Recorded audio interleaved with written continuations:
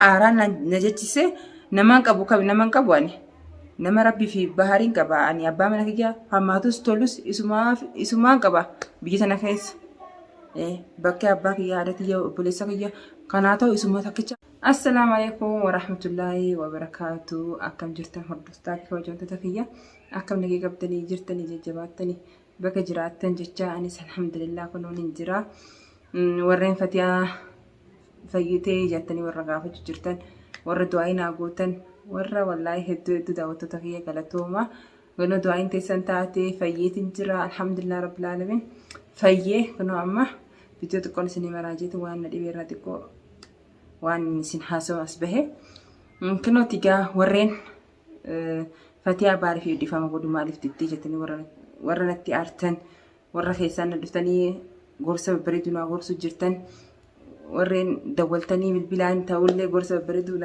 gorsuu jirtan hedduu obboleeyyiin kiyya kadhalaa kadhiiraa hedduu naa galatooma wallaahi gorsa keessan fudhadhee gorsa bareedduudha gorsa dhugumaa waan jiru duratti kaatanii na gorsuu jirtan anis gaabada hammeenyaaf hin ta'in anis xiqqoo ni aaree ni jiraamii ni aaree aaraa akkasuma godhee garuu warra as keessaa anaa fi baara jidduu isin jidduu nagee busna jettanii warra deemu jirtan warra oduu nufitu jirtan warra waa hedduu godhu jirtan fayyaa keenyatu barbaadin isin nuti gu jirtanii jee yaada maaliif dhuftanii waan himtanii waa'ee baharra na gaafattanii daran noo'uusu jirtanii waan noo'uusaati malee waan na qabbanee saanaa garreen jaa saniifuu obboleeyyan kiyyaa warra nu jidduu deddeemu jirtanis warra duraan jidduu deemu jirtan galatoomaa fayyaa keenya barbaadullee yoo deemtanis hedduu galatoomaa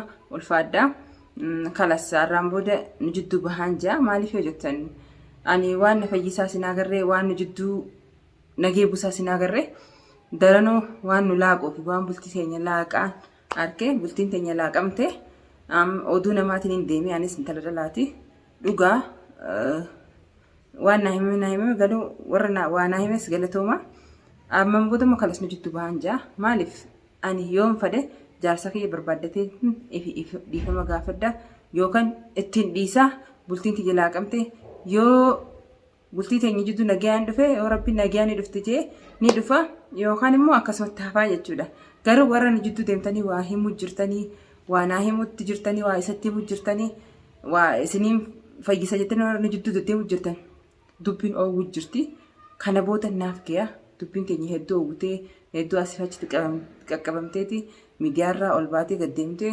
saniifuu ni gayaa har'aan booda galatoomaa warra nagayaan yaaddanis galatoomaan isiniin ja'a ammas gama daawwattoota kiyyaatti hin deebi'aa daawwattoota kiyya hedduu kanatti aares ni jira ka daayireektiin na bilbilanii keessaan dhufanii fatee ati halkami dhiifama abbaa mana kee fudhachuu diddaa warra naan jettan dhiifamni karabbiiti dhugaadha ani yeroo sannumaan aaree waan aarees ni qaba sababa gayaan qaba nagumaan harkaan darbinee jaarsa kiyya dhiifamni karabbiitiin hin beekaa garuu anaaf isa jidduu wa'adaa jira wa'adni sanii maali jettan amma dura waan akkanaan nu jidduu dhufee ture anaa jaarsa kiyya fedhiisaa duran dhaabbanne waa takkanarraa hin dhabne fuudhallee hayyamee fi lammataniin fuudha jennaan hayyamee fi otuu hin jiru na duuba waan akkanaa kanaa eegalee jechuudha gaafasanis waan akkamii anaa hayyamee fi nilleen dhorkine gaafasan hayyamee fi hayyama kiyyallee harkatee ammas deebii na duuba intala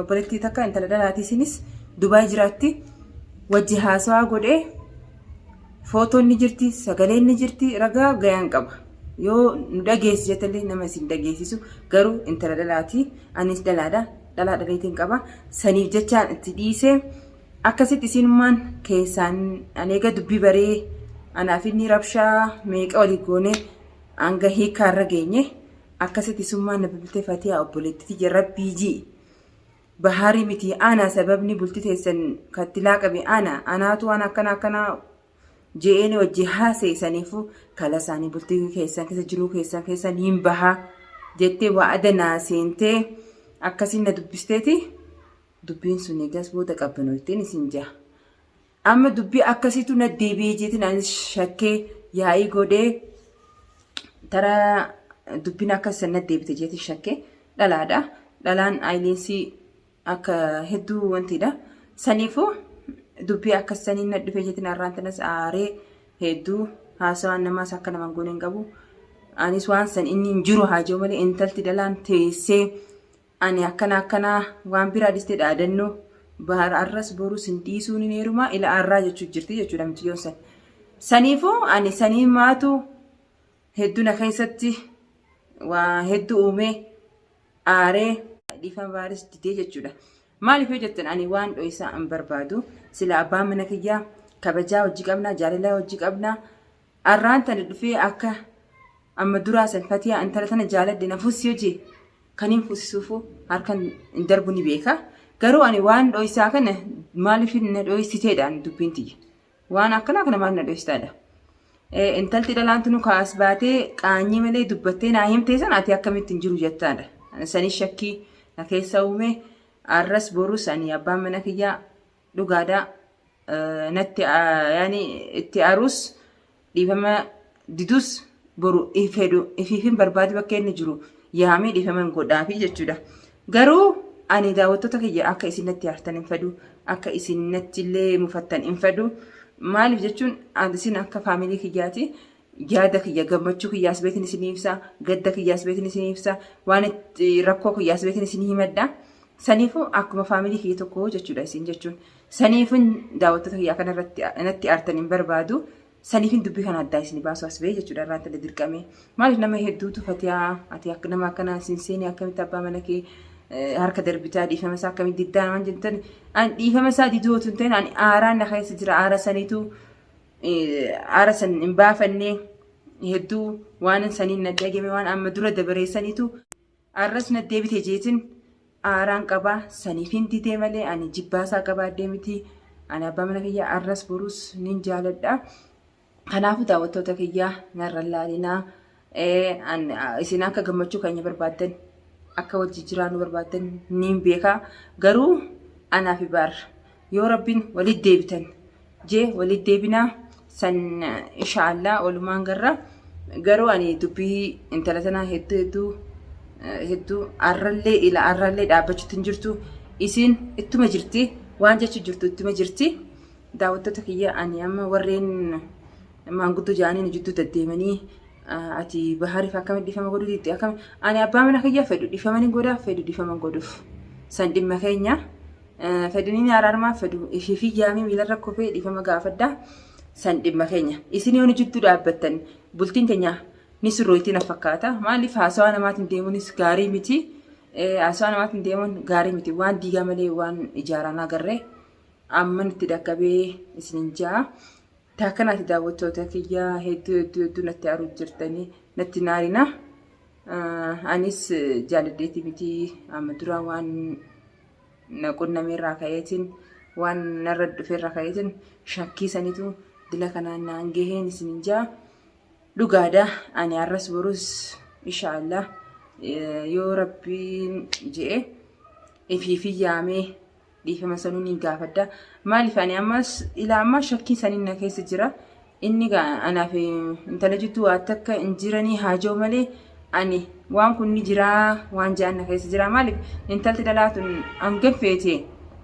hanganfete baalagee taatus hanganfete yaani hanganfete qaanyillee yoo safuullee dhabde as baate anaaf inni wal jaalannaa jechuu hin dandeessu. Waan jiraanii jira jeeti yaada qaba.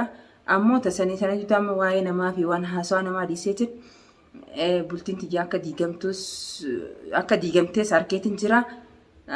Diigamtees haasawaa namaatiin diigamte garuu ani dhiifama isaallee darbee innillee ani amala baarniin beeka hedduu ni aara. Obsanii qaba inninis gaariidha nama hammeenya akkasii qabu miti. Akkuma gaarii sanitti gizee lafaa ka'ee aaree nin beeka amalasaa yeroo aaree waan balleessaas nin beeka.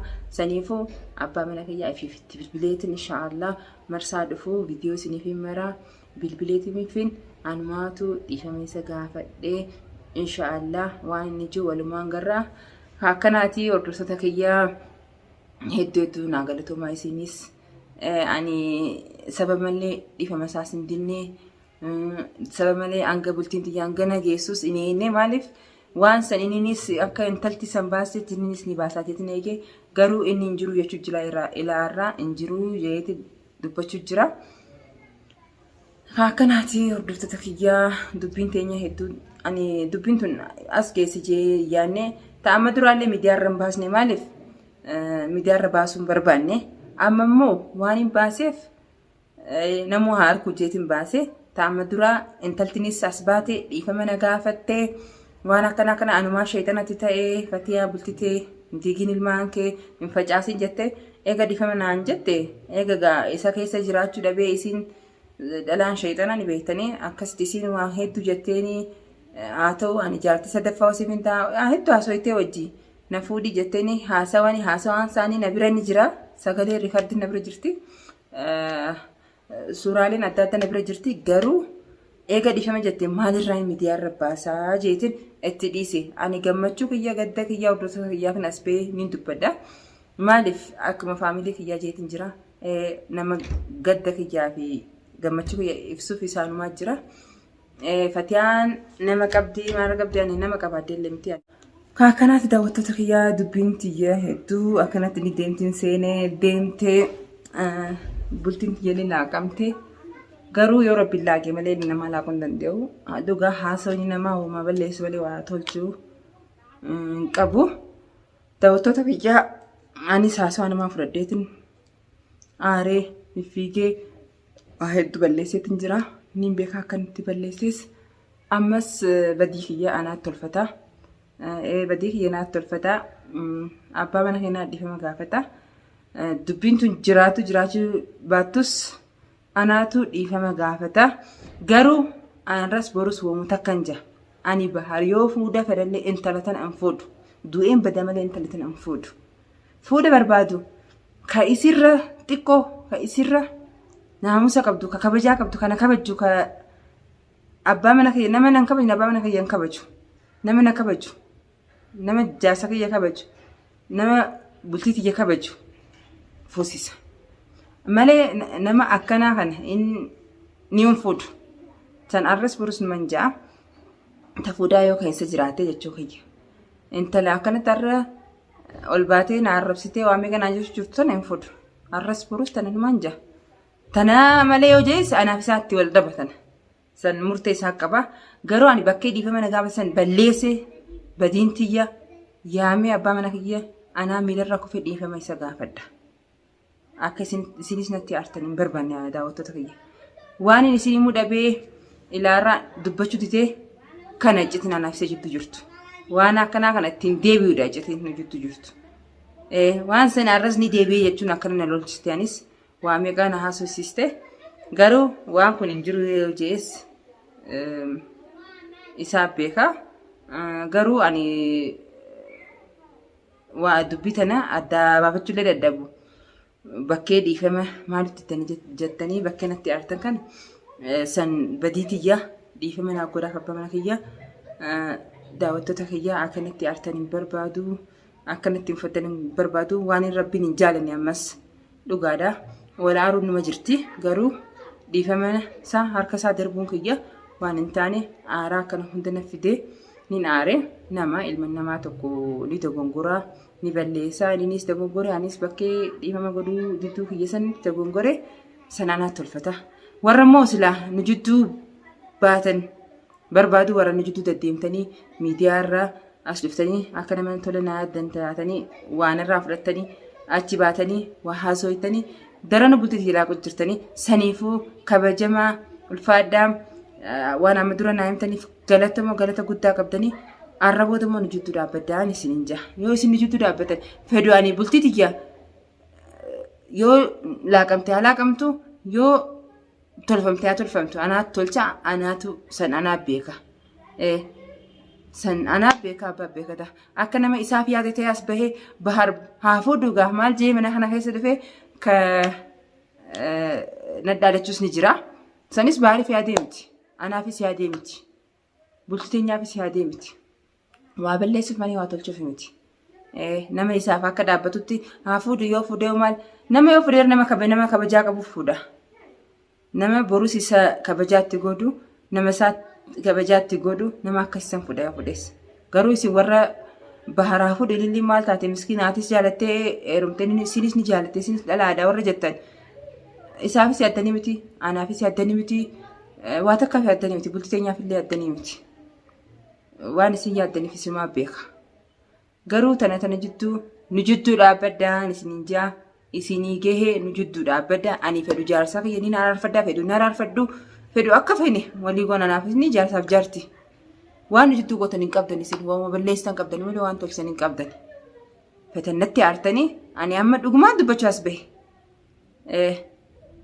Ni tolchan deetan atuma eeguu daran nu laaqu jirtan. Namaan qabaayetin daadachuu ture. Dhugaa waan namaan qabu ani duraanis ni beeka aaraan na jechise namaan qabu ani. Nama rabbii fi bahariin qaba ani abbaa mana kiyyaa hammaatus tolus isumaan qaba biyya sana keessa. Bakka abbaa kiyyaa haadha kiyyaa obboleessa kiyyaa kanaa ta'u isuma takkichaa malee takka hin jiru.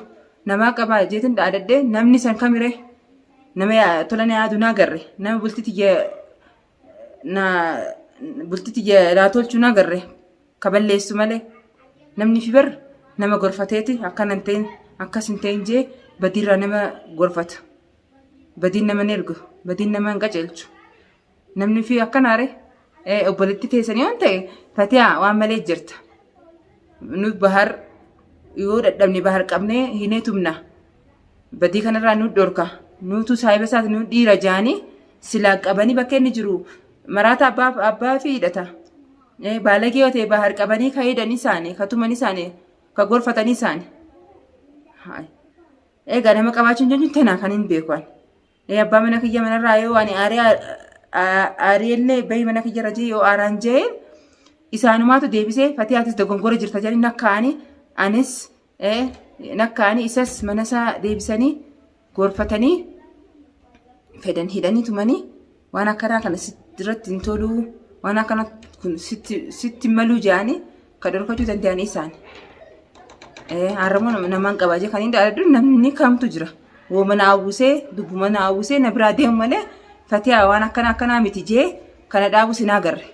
Daranuu kana awwisuun arkee malee. Saniifuu obbo Dudofsata kiyyaa hedduu sin dheeraddee anis hedduu aara takkaatu akkana na godhu jira. Aaruutti jira. Akkasiiti nama kiyyas harkeetiin jira. Galatooma hedduun hojii laffaatanii garuu ni gaha dhaabbadda. Bas galatooma ni gaha. Meexiqoos waliin nu dhiisa anaafisa qofaa nu dhiisa walitti. Yoo na hayyame abbaa mana kiyya yaameetiin manuma kana taa'eetiin dhiifama gaafadha. Yoo na hayyamuddees ni dhiisa. Sameen anumaa beeka na eeggaddaa hordoftoota kiyyaa hedduu naa galatoomaa wallaahi du'aayin keessan hedduu na fayyadee gorsa keessan hedduu na fayyadee jira akka if keessa deebi'ee faarku na gootanii jirtanii galatoomaa obboleeyyan kiyyaa. Shamarranii ka dhiiraa naa galatoomaa hedduun isiniin kabajaa hedduun isin jaaladha naa jiraadha inshaallah yoo rabbiin naa milkeesse viidiyoo itti aanutti bahar yaameetiin dhiifama kadhachuuf hin deema yoo rabbiin naa laaffisee isinis hangasuu du'aa keessan na faana turaa isiniin jaaladha. Assalaamu alaikum warahmatullahi wabarakatuh.